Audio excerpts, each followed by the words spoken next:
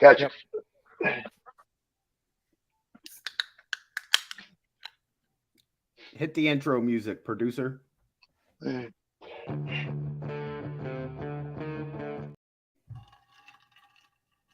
Well, that was fabulous.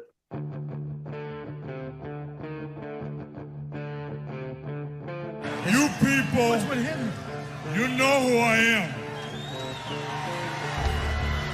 but you don't know why I'm here. There and hand over the title. Well, I did what I had to do because that was right. Here Mid-South Wrestling. Well, thank you. First of all, I'm just happy to be here. You know, today was, you know, I'm depressed about not having won the World Heavyweight title. Would you take a look in the National Enquirer this week? Has some wrestling news in there. Well, I went down to the store and I bought one, and as I looked through it, Now proclaimed $1 million champion, Ted DiBiase, a man who overtook Thursday night, November the 7th, shot at the title. Oh, shot at the title. Let's face it, there isn't nobody in the whole wide world that doesn't figure I can't beat Hogan. Legends. Let's rethink this.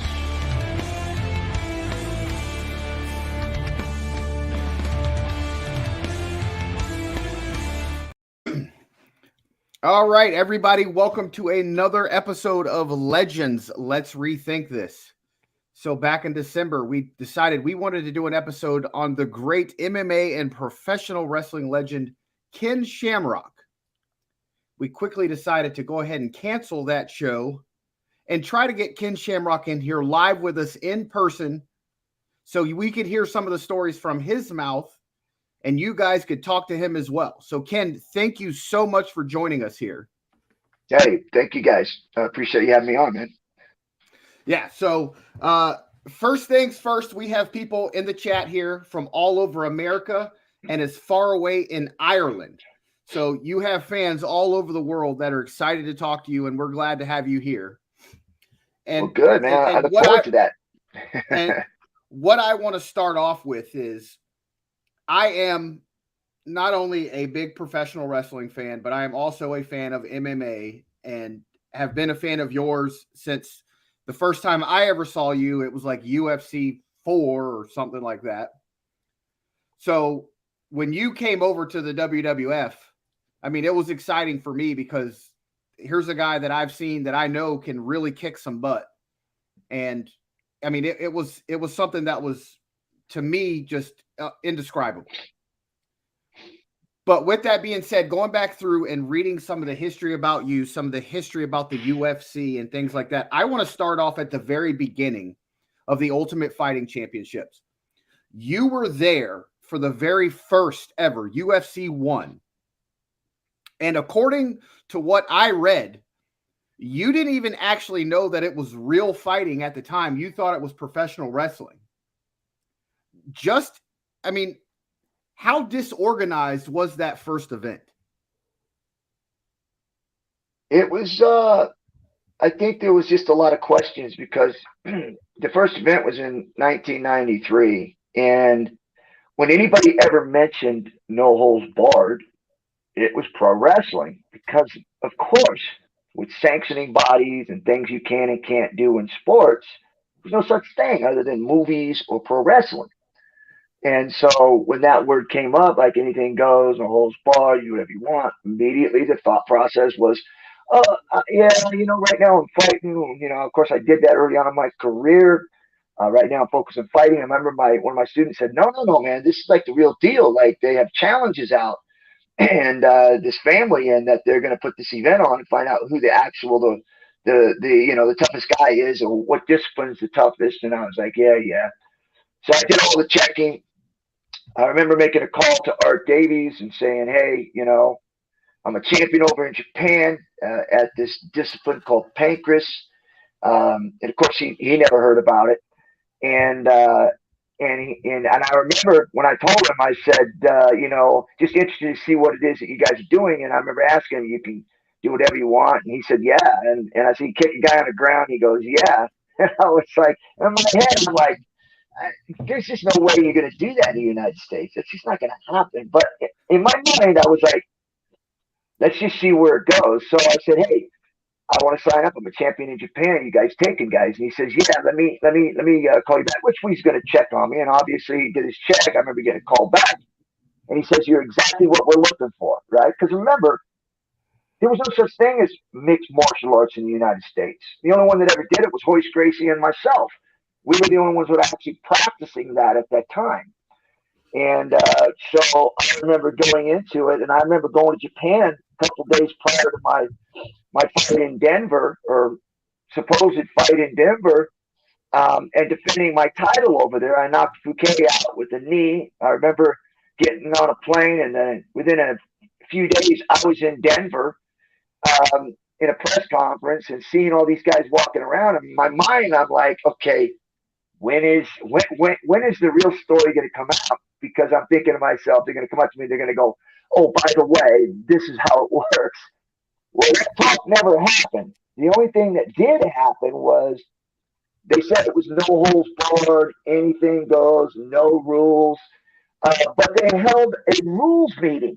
I was like, is this where they're going to tell us what's really going on? Because this is supposed to be no holds barred, anything goes. So what do we need rules for?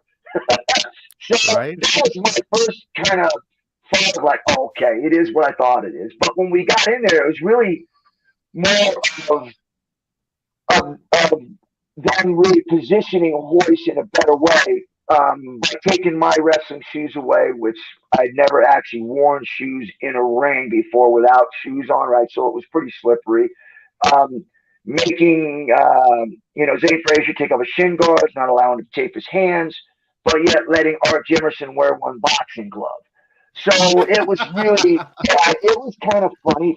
There was some weird stuff going on, but it was what it was. But when the event finally happened, I just remember looking at the first fight with the Sumo and Gerard Godot, who was a Muay Thai fighter in Japan, and just kicking him in the face. And I just like, at that point, everybody just was like, dude, it is what they said it was, other than some of the rules that they put in there at the last minute to kind of put some of us on our heels. But that to me set the tone of what we see today.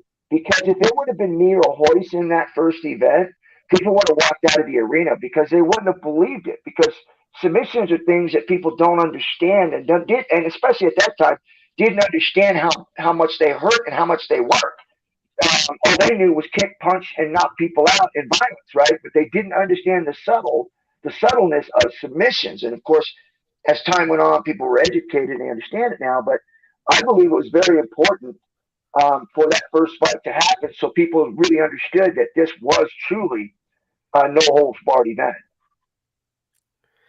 I find your career path fascinating, having started kind of in wrestling and then kind of turned wrestling in Japan into an MMA thing. And then you go to the US and kind of almost bring MMA to the US and then go back to wrestling and then back to, like, how do you know when you're fighting for real or when you're going to be told who's winning? Yeah, I think when you get hit, you go, okay, this is real fight. Yeah, it was fun for me because I truly was a pioneer in a lot of areas over in Japan when we literally took wrestling and we, especially the hybrid wrestling, the UWF, we basically took that style and we said, okay, instead of having predetermined outcomes, let's form a group called Pancreas and let's do it for real. Let's not have predetermined outcomes. Let's go in and let's see who really wins. And so for me, it was very exciting because we were already pretty much going pretty hard with the hybrid wrestling with the UWF. And we were connecting and we were kicking and punching one another. We were throwing, we were doing submissions, rope escape, all those things. But we had to, it was almost like we were sparring with one another and we couldn't knock each other out. All those things like that happened at times where you actually hit somebody and you knocked them out because it was still aggressive. It was still pretty physical. And people did sometimes, get knocked out or get hurt by accident. But if you went through your match and you did a good job, people wouldn't know the difference between whether it was real or whether it was worked. And that was that hybrid pro wrestling, was that people didn't know that the endings were predetermined. And they really believed that this was real. And I'm talking about the UWF. Me and Funaki and Suzuki, when they came to me, they wanted to make pro wrestling real. They wanted to know what it looked like if we actually went out and went after one another. And in order for you to win, you had to go out and do it yourself, not have it handed to you. And so when they did that, they formed Pancras, and then that's what we came up with. I mean, it was an exciting event. These events were shorter because you didn't have to carry people so long. And again, as things started to get more open to the world, we would bring other people in from other countries, but because we were so good, we couldn't go in there and just beat them up and then send them out, because then we weren't building them. So sometimes we had to go in there and carry guys a certain amount of time, and then we beat them. And so the guy that was better would win, obviously. But there were times where we had guys that had potential. You just didn't want to go in and beat them up and eat them up, and then they'd be done, because you had to build this organization and get the other countries caught up with this mixed martial arts. That's awesome. Awesome. So back to the UFC, the first real UFC event that got mainstream coverage was UFC 6. And it was between what at the time were my two favorite fighters, Ken Shamrock and Dan the Beast Severn. So going into this fight, you bulked up to 225 to face a 260-pound wrestling machine in Dan Severn. What kind of mindset do you have when you're, getting ready? You're going to be walking to the octagon here shortly, knowing you're going to face such a much larger man, and it's not a predetermined work or anything like that. Like in a few minutes, knees, and see what a lot of people don't understand is UFC back in these days was not like UFC now with all the rules. There's, if you're on the ground, I can knee you in the face. I can headbutt you. All these things that you can't do these days in modern MMA. What goes through your mind? I've always thought this because, I've never been one to shy away from anybody getting to a fight or anything like that. But that's when you're angry and you're like, all right, well, we're going to throw down. Let's fucking go. But what goes through your mind when you don't have issues with anybody? You're like, hey, we're going to go to the ring and we're getting ready to try and kill each other. Yeah, to me, there's a mindset that, I've always carried in there, was that I came from a very, very bad situation. Obviously I was in group homes. I got adopted by Bob Shamrock. So I was already behind the 8 ball. And I wanted to make a name for myself. And I had originally started out with, football, and I had great opportunities to do that. I had some injuries that caused some things to happen. Kind of took me back a few steps, but I overcome those. And then as we do in life, you run into obstacles and they kind of bump you in a different direction, even though you had a goal set. Sometimes things happen and then they bump you in a different direction. And so you see the other direction and you go, well, that looks good. So you go that way. And that's kind of what happened with me is I was kind of bumped in a different direction. Rather than playing in the NFL, I got bumped in the direction of pro wrestling, and then of pro wrestling, hybrid wrestling, and then hybrid wrestling into actual mixed martial arts. So for me, I was kind of bumped in these different directions. And so going into the ring almost every single time, whether it was wrestling or whether it was mixed martial arts, my mindset was that I wanted to be the best. And so going into fighting Dan Severn, especially that night where everybody thought he was going to beat me, and in my mind, I'm like, what's he going to do? Wrestle me to death? Because he's not going to tap me out. He's not going to knock me out. He may out wrestle me, but you can't win that way, right? So I'm thinking to myself, he's not going to be in better shape than me because I've already went 46 minutes with Funaki in Japan. So I know I can go a long time.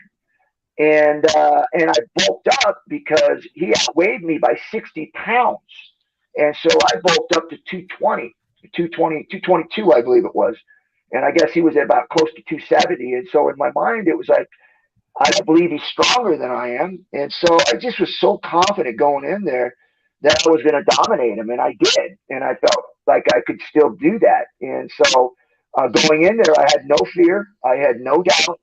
And it showed when I tied up with him because a lot of people were talking about, why didn't you knock him out? Because I could have knocked him out. I could have chose to kick him and punch him because I had those skills and he didn't. But in my mind, it was like I wanted to show people that I could beat anybody at their own game. And because I'm a cross trained, I could kickbox, I could wrestle, I could do submissions. I mean, I could do it all. And so this was a great opportunity for me to go against somebody at Dan's caliber who was a world class wrestler and show people who I was as a grappler. And so that's why you never saw punches in there other than one or two to get in tight and clinch. But we stayed clinched most of the time, and that's where I wanted to be. And I know for a fact that's where he wanted to be.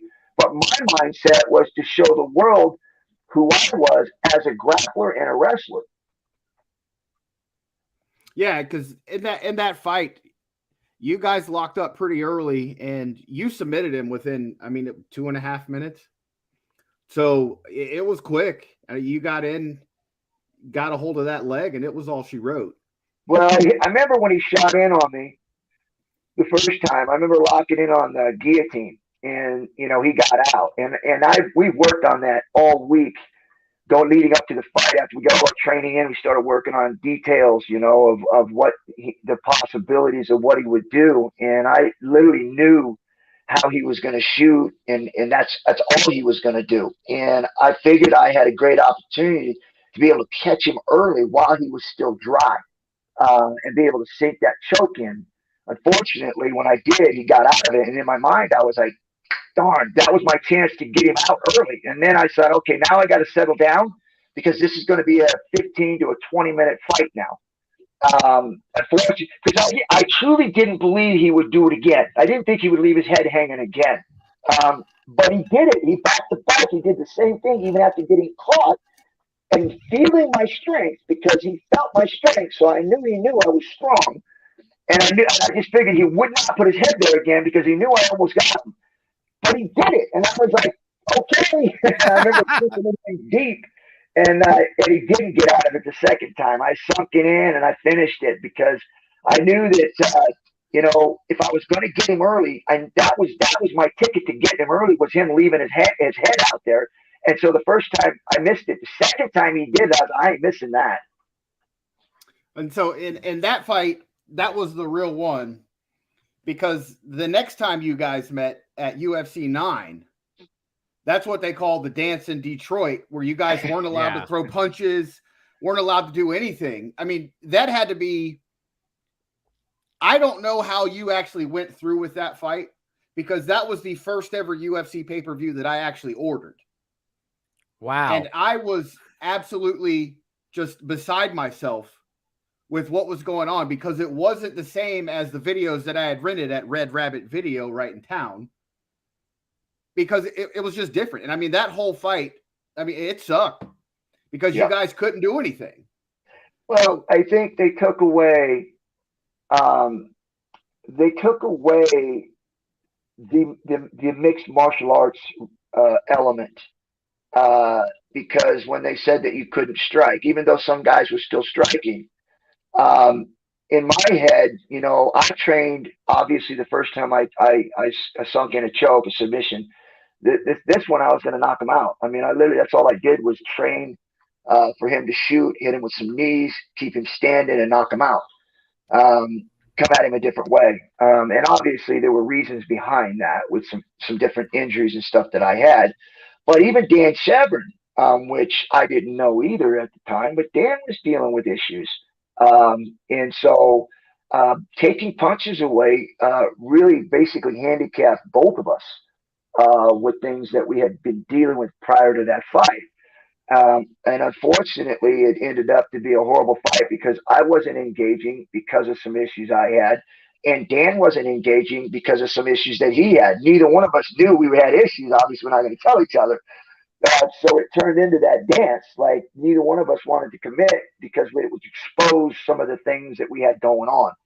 So yeah, it was a bad timing. It was bad timing for that to happen because Dan wasn't at 100%, and neither was I.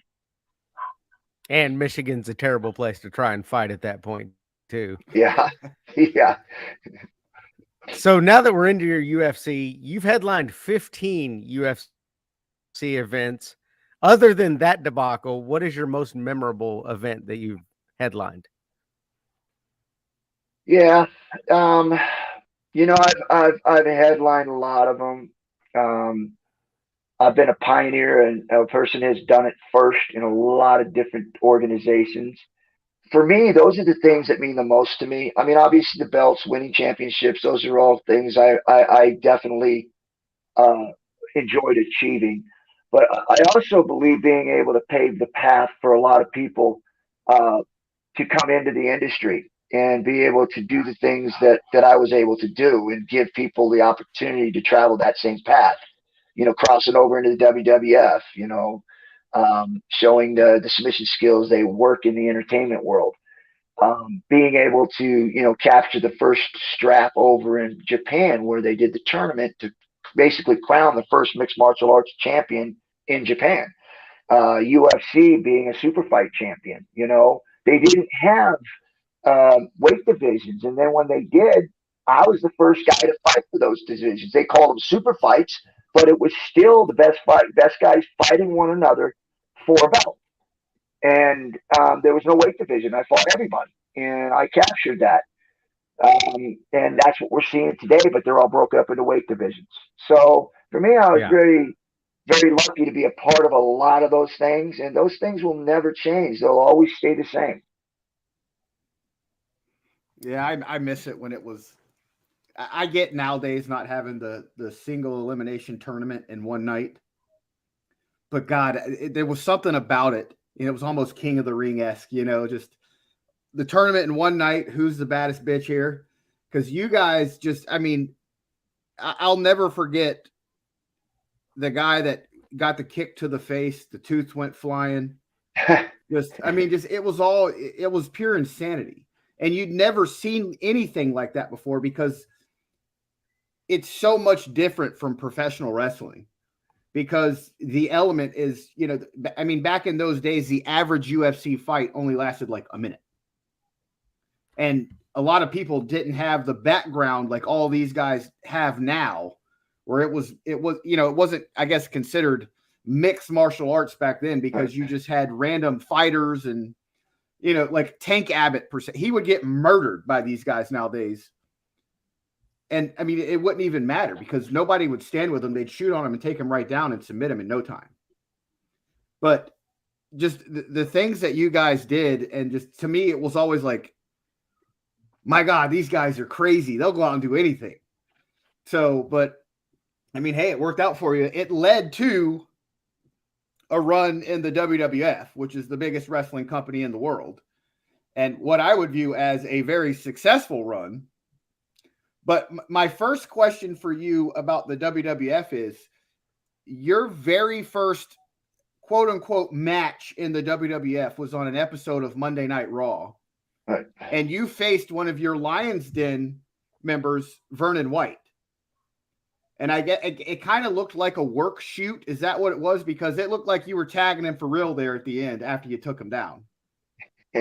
Yeah, it was sort of the hybrid style where you're hitting guys, but it's like sparring because you do it all the time in the gym when you're preparing for a fight. You're still hitting them. So that's kind of what it was, a hybrid wrestling type thing, whereas I was hitting them, but I wasn't trying to knock them out, but I was still connecting. And it was showing a different side to what I was doing in Japan that they hadn't seen here in the United States, where it was still pro wrestling, but it was more of a hybrid pro wrestling where guys were getting hit. Like you were in there seeing guys sparring with one another, and you were hitting them, and you're taking them down. You're going for these different submissions, and it was being placed in this world where it was what I would call soft wrestling. And you seen when before the Ken Shamrock era in WWE or even in wrestling, period, there was a soft style to it. But then when I got in there, they started calling it the Attitude Era, right? Where things started to become more aggressive in the ring. You started seeing more physicality. You started seeing guys being more tough, not flipping your hair around and trying to be pretty so much anymore. So I really believe that, there was a time when wrestling had changed, and I believe it was because of the world of MMA or no holds barred and my emergence into pro wrestling. Okay, so that's going to lead me directly into my next question. So your build as the world's most dangerous man. Nothing to the contrary can prove that. But I know there's a lot of fake tough wrestlers in the back. Please tell me about a time that one of these fake tough wrestlers, or even a drunk guy at a bar, thought he was tough and wanted to try you. Yeah, I wouldn't say fake tough wrestlers. I would say they were legitimate tough guys, and they were wrestlers. But obviously, I'm a world champion at what I do, and so I was able to go against guys like Steve Blackman, Bradshaw, and a few other guys would challenge me in a ring. But it was in a more of an inside the wrestling ring. But it was more of like, hey, show me something. And they tested me. Obviously, they wanted to know what it was like to be in there with me, and I was able to do that. I mean, even Bradshaw was making fun of, I believe it was Blackman, because I was, submitting him. And so Brad says, "Oh, I can do this." So I don't know who it was, but I said, "Man, he would submit you in no time." And I told Brad, I said, "Get in here, man, and lay down." I said, "Put your best hold on me. I'll lay flat. You grab whatever holds you want, and I promise within 30 seconds I'll have you tapping." He goes, "I'll take that." And remember, he jumped into the ring. He grabbed up. He says, "I don't know any holds." I said, "Grab a headlock." so he grabbed the headlock, and they said, "Go." It was about 15, 20 seconds. He was tapping. Of course he was. He's Texas tough. He's a tough. Don't get me wrong. These guys are tough. But when you're talking about a skilled boxer or a skilled MMA guy, it's just another thing, right? It's not street toughness. It's literally a tough in the ring when it's a controlled environment. Now, street fighting is a whole different ball game and beast. So this wasn't a street fight. This was two guys in there wrestling with one another. I showed them submissions, and I said, "Hey, you know what, man? Grab a hold and see what you got." Yeah, I don't think I'd want to throw hands with Bradshaw. I know somebody in the wrestling business who I would never want to throw hands with, and that's former WCW World Heavyweight Champion and Florida State Seminole legend, Ron Simmons. Yeah, how badass was Ron Simmons? Yeah, Ron is another guy that most people didn't mess with, right? I mean, like he came from, I guess he played in the NFL for a while.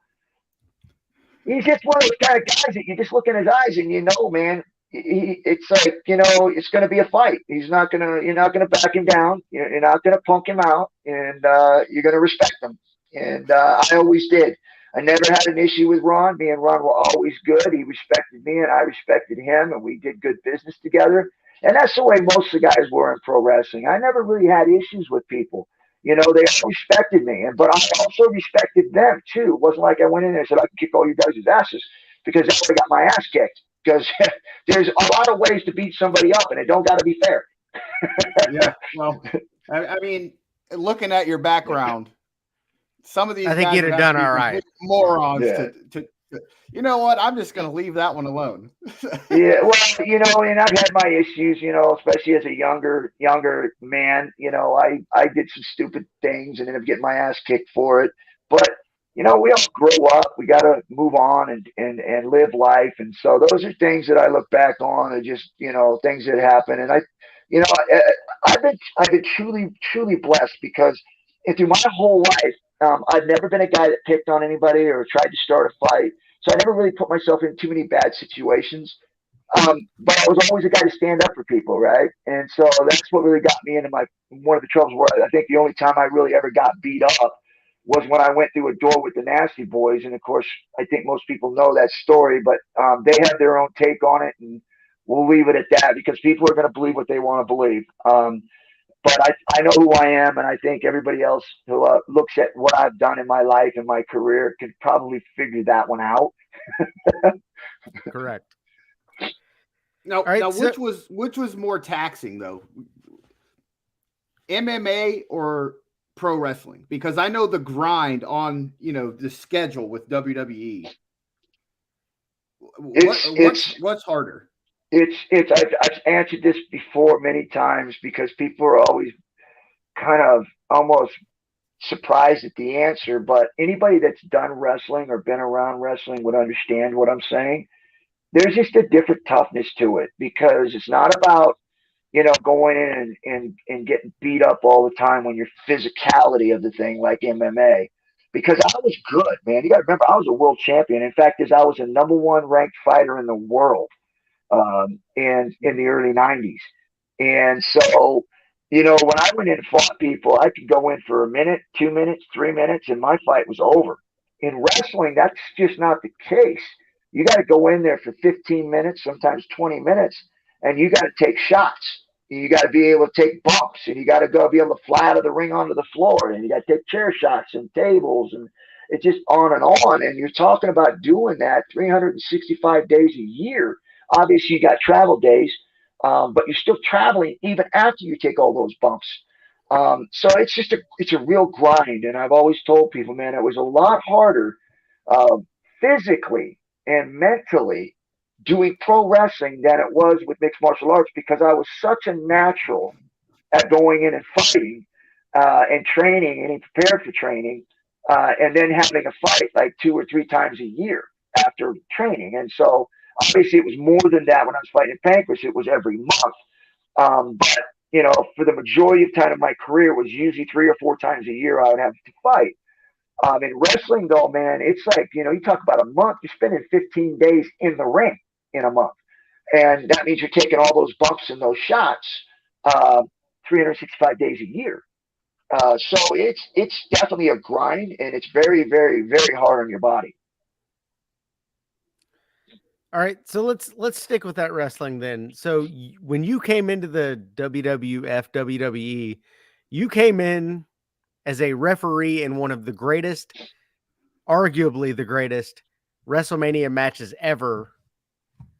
Do you think that automatically made you a top guy? And were there any guys that were kind of giving pushback as to why is this guy getting this push so quickly? Yeah, that it was, and I think there was some guys that were a little bit upset about it. In fact, there's one of them is running the WWF now. But it wasn't my call, right? I was just doing what I was told, and I came in with a reputation. I came in with some following. I brought in a crowd, people from the MMA who were wondering what I was doing. And it uplifted pro wrestling. It literally gave wrestling legitimacy while I was there in that attitude era. So I was literally doing what I was supposed to do. And then when I got in there and actually started working, I was good at it. I mean, I literally picked it up really fast. I started working. And again, people say, well, have you wrestled before? I'm telling you this, and anybody that's wrestled knows what I'm saying. It's a whole different ballgame doing independent shows than it is doing the WWF, the big show. And being able to compete and stay relevant with all the superstars, especially in the Attitude Era. I was there with all of them, and I was at a level where I was competing with them. And that's not easy to do when you hadn't wrestled in a very, very long time, and you never wrestled at that level. So what I did was pretty special, and it was really something I truly, truly enjoyed. Yeah, you came in and I thought you did great. And, after you hear things about what happened at Survivor Series 97 with the Montreal screw job and stuff like that, Bret Hart refusing to lose the belt to Shawn Michaels in Canada, there's been, I don't know how true it is, but Bret Hart saying, I'm not dropping the belt to Shawn Michaels. I'll drop the belt to Ken Shamrock or to The Undertaker. I can see it as believable that Ken Shamrock beat Bret Hart for the WWF championship. To me, it would make sense. I don't really know why the push was to put that belt on Michaels if Bret Hart was leaving. If I was in charge, I would have just said, hey, okay, let's put it on Shamrock and give him a run. Let's see what happens. If we need him to drop it to Michaels at the Royal Rumble or something to get Steve Austin over at WrestleMania, I understand, but at least give you a run. But according to Jim Ross, that one of the reasons that they never went with you as champion is that you weren't reliable. Now, what's the truth about that? Well, I kind of want to interject here. Yeah, but I think that why he said that was because I missed a show. And that I was probably having a lot of fun because, like I said, my grind in MMA was always committed to the gym. You train hard. So when I got there, man, I mean, I just like, oh, this is fun. Traveling all these cities. We're on the road. And so I did. I took advantage of some of that. So, but again, here's my kickback on that was like there was Jake the Snake. There was all the, and I'm not going to mention all the names, but I think there was a lot of guys who they put the strap on who weren't reliable. And a lot less reliable to me because I missed one show because I ended up missing my flight because I didn't get up early enough to catch it. But again, I think that's more of trying to protect the business, which is okay. Because when you talk about reliability, I made every show except for that one. So reliability wasn't, I don't truly believe that was the issue. I think that was just somebody wanted to put a name on it. Because if you look at it and you see all these other guys that they put a strap on and that missed multiple showings and they were carrying the strap. So, yeah, I don't think that was the case. I believe there was more to it than that. If a company's willing to put a belt on the Ultimate Warrior, yeah, I think they can put it on anybody. Right. Yeah. So it wasn't. I don't believe that's truly the problem because I was under a contract with them. I was getting over huge immediately. I was able to do everything I needed to do because I worked with Shawn Michaels, I worked with Bret Hart, I worked with The Undertaker, I worked with Stone Cold. I was able to work with all the top stars and be able to have great matches. So my test of whether or not I could carry that role had been passed. So there was more to it than that, and I think it came down to a lot of other things that were happening behind the scenes. Well, I'm just going to say this, that if I were at Survivor Series 1997 and Bret Hart didn't want to do business and I wanted to get the strap off him, I think I would have much rather had you in the ring than Shawn Michaels. Just going to throw that out there. Yeah, I just thought that was a poor decision, by the WWF. But again, I'm looking at it from the outside in, so I don't know everything that happened, and I don't know the reasons why they went that way because it had to be something that we don't know because I just can't see them destroying the trust that you have with people in the ring from the top down because once you do that, which is what happened to me, you don't trust anybody now. Like you're working with guys that you know that may have come from that Shawn Michaels tree. And you're like, are they going to do that to me? And may I have a serious injury because of that? So yeah, I just really felt like there had to be something. I just don't know how they could make those decisions like that when everything we do is based on trust. Yeah. Well, here's one thing you do know about, and I really want to hear about it. We hear about infamous sales pitches from Vince McMahon when he's trying to bring a big name into the company. What happened at your sales pitch? Because I'm sure it was fabulous. Well, he basically, it was simple for me because when I came in, I was looking to move, and I remember my agent that I had already had connections there, and when we went and sat down, they were pitching me. They showed me the uniform. They basically told me what they wanted, which from what they told me, I was going to be the Stone Cold. What Stone Cold's role was, that was, from my understanding, that was what I was going to be.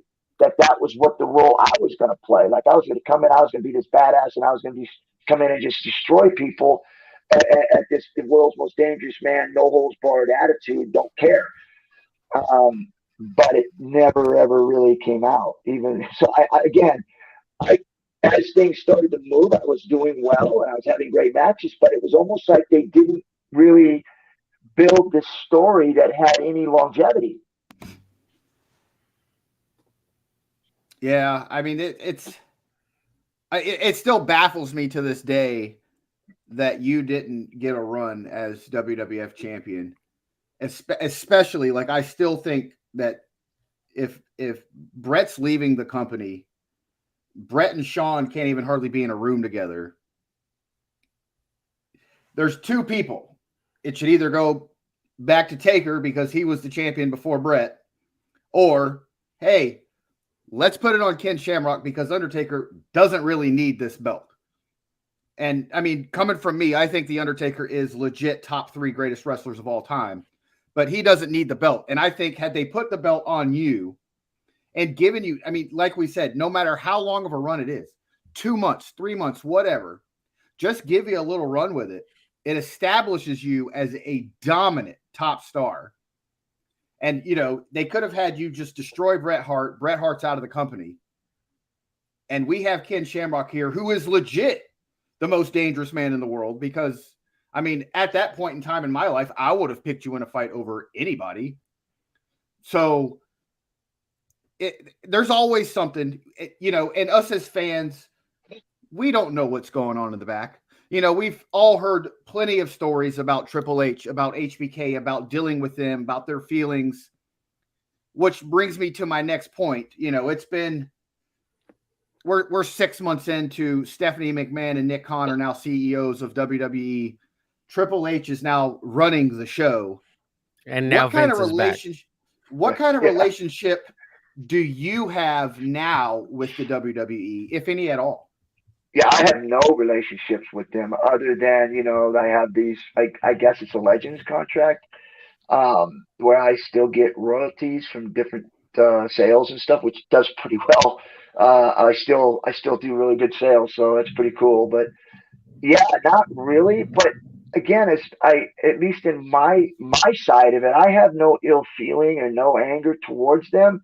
We parted ways. It was mutual as far as I was concerned. I wanted to go back into MMA because I felt like I left something, and things weren't going the way that I expected it to go. The second half of my contract, I felt really good in the first part of it, but then towards the middle of it, I felt like, where are we going? Like it was literally like I was doing these different things, and it was felt like I was killing my character, like my real character, the world's most dangerous man, the one that I brought in. I felt like I was doing damage to it because of these different things that I was doing, or I wasn't doing, and so I just felt like, you know, it was time for me to get out before there was any more damage done to what I had already built and created. Because I still had a fighting team, I still had the Lions Den, I was still the world's most dangerous man, and here I was being used after the Rock and me were done, I was being used as this B level, and I was like, whoa, I came in here to be able to be at a level to improve my character, improve my business or my brand, and this is not doing that. This is going the other way. And so I remember sitting down with Vince and we had a talk, and it was all fine. It was no anger, no, you know, meanness or anything. We just decided it was the best thing to do. And so we did. We cut it, and I went my way, they went theirs, and that's the way it's been since. I have no ill feeling towards them, and I don't believe they do towards me. I hope not. Yeah, I mean, I believe the same thing. You know, 97, you start off and you're red hot. You go into the Royal Rumble. So you wrestle Shawn Michaels at In Your House to Generation X in December of 97. It's a screw job finish with Owen Hart coming back. So there is no finish to the match. And then by Royal Rumble, you're now working in the ring with The Rock. So you work Royal Rumble with The Rock and WrestleMania with The Rock. You win both matches, but you don't let go of your ankle lock, so you lose both matches by disqualification after the fact. But you're pushed to the moon. So you win King of the Ring, and that was pretty much the highlight of it, because after that, I feel like they kind of brought you back down after King of the Ring 98. And, I mean, I think that would have been the best time for what, you know, I would consider a Ken Shamrock heel turn. Because I think you could have had a feud with Stone Cold then as being the King of the Ring. Because, you know, when we first had King of the Ring, you had Bret Hart win the King of the Ring. And then, okay, the next two, you had Owen Hart and Mabel, and they actually took the persona of kings. You know, you had the King of Hearts, Owen Hart, you had King Mabel, the people walk around with, you know, and I wish more wrestlers would do that. Like they win the King of the Ring. You know, I think that's a great way to build heel characters is by having them become kings in wrestling. And I think that they kind of missed the boat on you, because I think SummerSlam 98, instead of it being Austin Taker, it should have been Shamrock Austin at Madison Square Garden with a heel Shamrock. But it just seemed like you won that King of the Ring, and then it was just kind of just after that, it was over, other than you had a couple of intercontinental title runs, but you just weren't ever the same after you won King of the Ring. Yeah, it felt, and I don't know, but it just felt like they had no direction for me. It was literally, they had all these other things going on that were blowing up, which was awesome. But some of us in there were just kind of just day by day or week by week, just designing things and then dropping them, like the Union. There was a lot of different group things they just put together, and then they just did doing with them. Yeah, so you're saying you didn't enjoy your feud with a porn star? No, that was there and gone. and what I consider one of the best moments in wrestling is that In Your House St. Valentine's Day Massacre, Ken Shamrock versus Val Venus fighting over Ryan Shamrock, your sister. Yeah. And you're outside the ring and the camera's right on you and you go, slap me. Slap me. And then she just lays one on you, but it's like, okay, yeah, totally shouldn't have gotten that. Yeah, I think she forgot the spot, because I stand there way too long. I was like, you got to slap me before I can move on here. All right. So along those lines, I want to ask this question. What is your one regret from your career, wrestling or MMA? Oh, man, I don't live in regret, so it's hard. Yeah, I don't know if I would call them regrets, but I guess it would be more missed opportunity. What if, right? Like, maybe if I stayed a little bit longer in WWF, what would have happened? You know, would I've gotten that title run? From my understanding, from what Jim Ross said, was that they had planned on actually giving me a run at the title, which didn't feel that way to me, but was it possible? Probably, you know, I don't know. So I would think if I was looking at it like that, maybe I wait a little bit longer, but at the same time, I know what I felt. I felt like my brand and everything I came in with was going backwards, not forward. So I was trying to protect that at the time. So I would say that, and then I would say in MMA, you know, I've done a lot, and I don't regret, because people always ask me, you fought too long, and you know it hurts your legacy, and I kind of laugh too, because I says, I did what I did. You can't take any of that away, no matter what I did at the end of my career. I said the beginning of my career is always going to be locked in. I mean, as a fan, and you want to feel differently about it, that's your prerogative. But for me, and I explain this over and over again to people, is that some people are okay with walking out on top. They feel like they've done enough, they did it, and they can move on and never look back. With me, I need to know, because it's in my DNA. I don't do it because I want to make money. You know, that's good. And I didn't get into it because it was something I was good at and it just felt right. Obviously, it helped. But it was because it was who I was. It was my DNA. I loved it. And I wouldn't want to do anything else in the world. I don't want to go camping. I don't want to go hunting. I don't want to go fishing. I don't want to play basketball. I don't want to play golf. Now, I love all these things, and I don't mind doing them, but it's not my favorite. My favorite thing is fighting.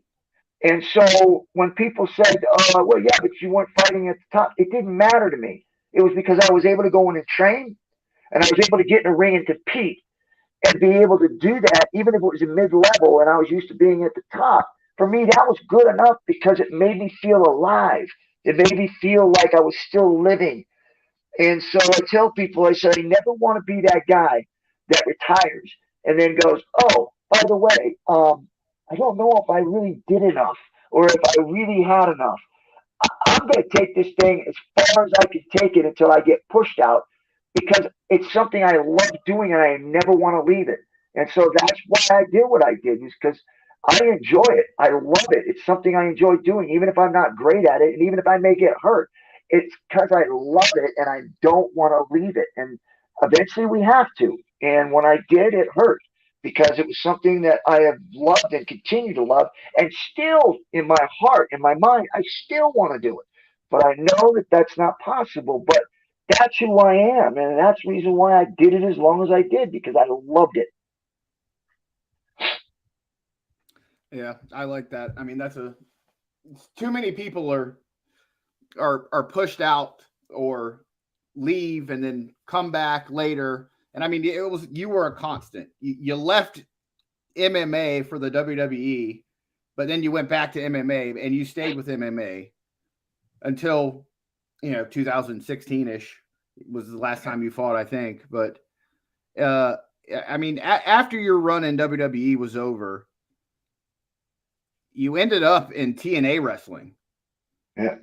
And so you had signed a 1-year contract with TNA Wrestling, which is a brand new organization. You were their first ever champion, the TNA NWA World Heavyweight Champion. And within all of 2 months, you lost that belt to Ron Killings and left the company. What happened there with TNA? Same thing. I went there for a short time. They wanted to bring me in. I said, yeah, but I'm still fighting. And they said, yeah, we just do it like once a month or something on Wednesday, whatever it was. I could fly in, do the event, and go back to my training, so I could still be fighting. Then I got offered the Tito Ortiz fight, and I had to back out because I had to completely focus on that fight. So that's why I ended up leaving the company, was because I went back in, and when I got offered that fight with Tito, I was back in the UFC for a 3-fight deal. So I was back in. So I had to focus on that, and that's why I ended up leaving, and I had to drop that strap because I couldn't just leave it vacant. Perfect. Well, speaking of Tito Ortiz, what's your relationship with Tito Ortiz these days? Yeah, we're good, man. When we fought, we were at each other, but I respect him. I think that in pound for pound, he was the greatest fighter at that time. He did a lot for the UFC, just like I did in the early days. We were the face of what Dana White now has become a multi-millionaire. He's close to $1 billion. I don't know, but he made a lot of money because of guys like me and Tito. We were able to get into a position to be able to help build that company, be the face of that company, and put them where they're at. Not alone. I mean, there's a lot of other guys that did it too, but we were one of them. And so I respect Tito. I respect him a lot for what he's done for the company and what he's done for MMA and mixed and no holds barred. All right. Well, with that, we're at 7 p.m. Eastern here in Central Time, 8 Eastern. We're going to go ahead and end this show right here, and we're going to switch over to a Zoom chat with our Patreon subscribers so they can ask you some questions as well. And I'm sure Tim and I both have a couple more questions for you as well, so we'll throw those in. And do you have the link to that? Are you good to set up on that Zoom call? Yes. All right, so we're going to end this now. Guys, thanks for coming. Hit the Patreon. If you need the Zoom link, send me a text message or send me a message on Twitter. We'll guys get it out to you, and we will be right back with you and Ken Shamrock live.